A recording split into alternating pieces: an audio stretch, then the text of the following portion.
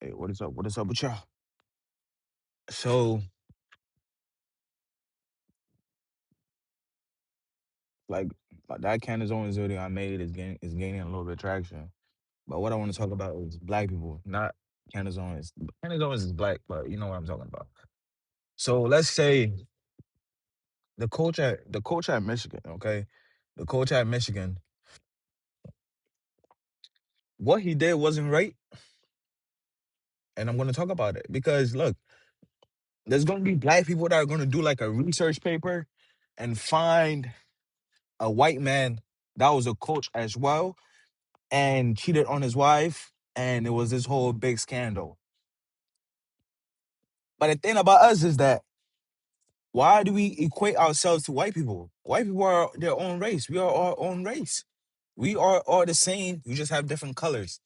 But in the United States, we all have different abilities. Like we all have different. Um, we all have things we could achieve because of our race. White people could achieve things because of their race, and black people could achieve things because of their race. It is what it is.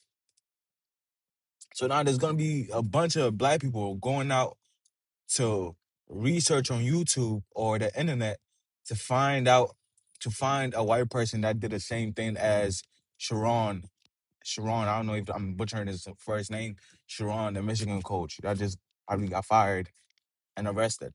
There's gonna be a black person that's gonna find an article that is stating that a white person did the same thing so that we could forgive the black person from messing up his whole family tree because he chose to do this. But what we don't know is that a white person got a bunch of family members that are also wealthy. So whichever coach you guys find that cheated on his wife and got fired, still has a job lined up somewhere. He still has a job lined up somewhere. But Sharon probably doesn't have a job lined up somewhere because it's not a bunch of black people as head coaches around the college league. There isn't. There isn't a bunch of black D1 coaches, D2, Power 5, Power 4. I don't freaking know. I never played college ball, so I don't know all the terms. I barely watch college football or college sports, so I don't know. But what I'm saying is that there isn't a bunch of opportunities for us people, for us. How many head coaches do you know are in the NFL, are in college football? Probably in these hands, five. In the league, maybe it's less than five. I don't know. College is probably more than five, maybe. Maybe.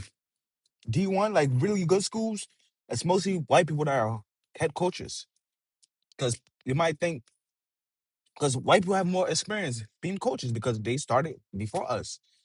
We just started being head coaches. We just were allowed to be head coaches a few years ago. So Sharon messing up this opportunity for other black people coming up that could be head coaches, or he could be in a place where he, when he's about to retire, he could be like I think there was the coach before him put it in his contract that if he leaves, Sharon has to be coach. So Sharon could do the same thing that if he leaves, this black person could be head coach after him. So now he just set up a black a family to succeed and get paid six, seven figures to employ some of his family members. But Sharon just messed it up for a bunch of people. They might not want to hire any black person after this. After this. Because of him. Because they already don't want to hire black people. So now if he does it, it's like, oh man, we right about these people. They don't know how to put their penis in their pants because they think they got a big penis. They're supposed to have sex with every woman that they see. That's what this white people are thinking. Because black people have bigger things, bigger penises. Oh, because he thinks he's well endowed, he could sleep with all our white women. But you think this, bro, you Negro, you think you could come in here because you got a bigger thing than us? You could come out and sleep with our women and make them orgasm? Are you stupid? We barely want you in here, but DEI allowed you out to be in here And now DEI is gone, and you messed up your opportunity to stay here, even though DEI is gone. You messed it up because you couldn't keep the thing in your pants. It's gonna be black people in the comments finding articles that a white person did the same thing, but a white person has generational wealth. He has connections, meaning it could not be like millions of dollars, but generational wealth could be connections. Because if you have connections, your family's never gonna be broke because you could always get hired by your cousin somewhere up north, your cousin in the south, whatever, West Coast, East Coast, because your family has a family tree of people that have their own businesses or know people that could get you employed and put money in your pocket. So we don't have the same opportunities. I don't have that. I don't have those connections to, if I lose my job right now, I could call up my uncle somewhere and he could plug me in somewhere for the meantime before I find another job, or he could just hire me off the bat without even having so much experience, hire me and I'll start getting paid and start making money again. So I don't have to be scared for, so I don't have to be scared to, I don't have to be scared to lose my job. And you guys, I'm talking like this because my teeth is like super sensitive. I use one of those whitening strips and now it's like super sensitive. I could barely speak. Everything hurts now. You know, it is what it is though. But hope you can understand me. Why are we going 40 miles per hour in the 55, bro? Why are we doing this, people? I don't care if you old or not. Like, why are we doing this? 45 in the 55. I don't know. Like, do you guys think that's right? Look, I drive the speed limit, but going below the speed limit, I never understood that. Like, why are you slowing down the whole right lane because you can't, because you're scared to drive fast. You're scared to drive the speed limit. I know the speed limit doesn't mean you have to go the speed limit. It doesn't mean you have to go like, let's say the speed limit is 55. It doesn't mean you're forced to go 55. You could go 50 or 45. Yes, but like who does that? No one in their right mind does 45 in a 55 because the speed limit is saying that it's 55. The speed limit says don't go over 55. It doesn't mean that you can't go 40 or 45. Some on the highway you can't go 40. You can't go 40 if the speed limit is 60. You can't go 45. Some of them you can't even go 50. You gotta be like 55 somewhere there because they understand. Everybody, the speed limit is 60. 99% of people are going 65, 70.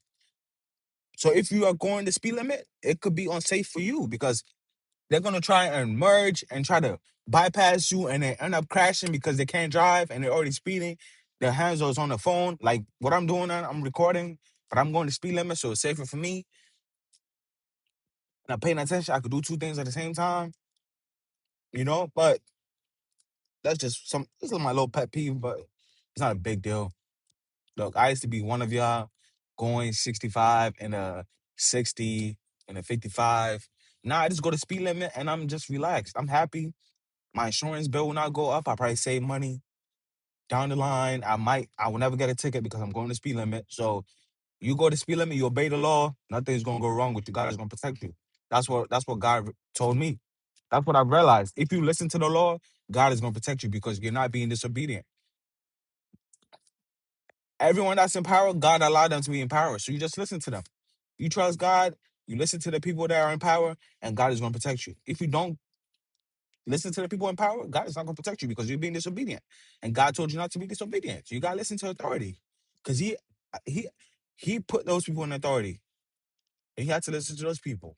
I think this driver is on the phone. Either he's on his phone or he's an old person or she, whatever, because they keep using the brakes. You know when someone use the brakes when they're not supposed to use the brakes? So if you use your brakes, I have to use my brakes because I don't know what's in front of you because your car is blocking my view. I'm not in a semi. I'm in a freaking hatchback. I'm in a hatchback. So I can't see nothing. So if you keep using your brakes, I'm gonna have to keep using my brakes. And that person behind me is gonna keep using his brakes. And the person behind him that's on his phone is gonna ram into that person that's just used his brake because of you. Because there's nothing in front of you. Why are you using your brakes? Is it that you're on your phone or you're scared to drive? Or you're impaired? Or you're sleepy? Impaired means you're sleepy as well. But what I was talking about is that we shouldn't have people face their consequences because another race did the same thing. There isn't a bunch of races that are just having kids out of wedlock, at least not trying to be in a relationship with their baby mother. There isn't a lot of races doing that. It's only our race that does it at a high order. And we're not even that much. I'm talking about the United States. We are not that much in the United States. I don't know the population in the United States. I'm thinking it's around 500 million. And there's maybe 50 million blacks. 100 million blacks. Maybe. Maybe. I don't know. Might be 50, 60. And how many black people do you know that are married to their baby mother, their first baby mother? How many do you know? Or even married at all? I don't know a lot of them. I'm African, so it's different because most of us are married, right? Most of us are married. Let's say if you poll 10 Africans, maybe five or six of them are married. If you poll 10 Black Americans, maybe two of them are married out of 10. So you see how it's skewed, and that's gonna affect you down the line because you're going against God, and you cannot win when you go against God. You could put you love God in your bio, but you have sex with that woman, and you get her pregnant, and you don't claim her, and you don't marry her.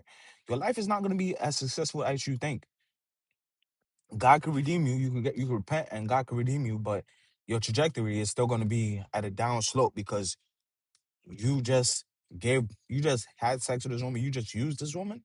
Yes, she participated, but the woman, come on, the woman is a weaker vessel. Us, man, we could take advantage of women if we wanted to. If every man in this world said we're going to take advantage of women today, we could do that. We could do that. Literally, we could do that because we run this world. Men run this world. And we could take advantage of women. So if you as a man, you got this woman to sleep with you and you ejaculated, you did what you did in her, you got her pregnant. Yes, she participated, but still, you kind of seduced her and she's like, bro, a woman is just, she's just going to listen to you. If she's attracted to you, she's just going to listen to you. For the most part, she's just going to listen to you. She's just going to listen, bro. A woman can say she's a virgin and the right man come along and she's not a virgin anymore because she does give it away. Because that man had some game, whatever, whatever, and got her on her back. Got her on her force. And now she's pregnant. So men have most of the power. I was talking to my mom yesterday. She was like, bro, man, we have the power. And we had to. And she told me she don't even understand why a man would want to be a woman when we have most of the power. Why would you want to be a woman? And that's how you know that stuff is demonic. Because a man, we got the power. And because you got touched as a kid, you want to be a man now? Because you got touched as a kid, you want to be a man now. Why would you want to be not not a man, a woman, as a grown man? Look, imagine me as a woman, bro. I have all the power, gang. I have all the power. Why would I want to be the other way around? Look, this doesn't mean women are not valuable or whatever. But I'm saying God has made us heads. For the most part, God has made us heads over women. So if you're a man and you're head and now you want to be down here, and you even below woman at that point. Because no one's gonna respect you. Women don't even respect you. Men don't even respect you because a woman's gonna look at you and like, bro, what the heck? You smelly man. Why do you want to be us? And man's gonna look at you like, bro, you stupid. God gave you a penis and you want to cut that thing off and be a woman? Are you dumb, boy? Boy. So now you third. You even below a child at that point. You below a child. You're below a child. You're a man. You want to be a woman. You are below a child because it's man, woman, and child, and then now is you because you are an outcast. You're an outcast. Especially if you want to live that life, you're an outcast because we don't accept it. We still don't accept it. The United States could try and push this agenda. We still do not accept it. You are a fourth. You are fourth. You're down here. You're down here. So that's my 2 cents. I know I rambled a lot because I was driving, trying to pay attention and all that. But yeah, you down here. You down here.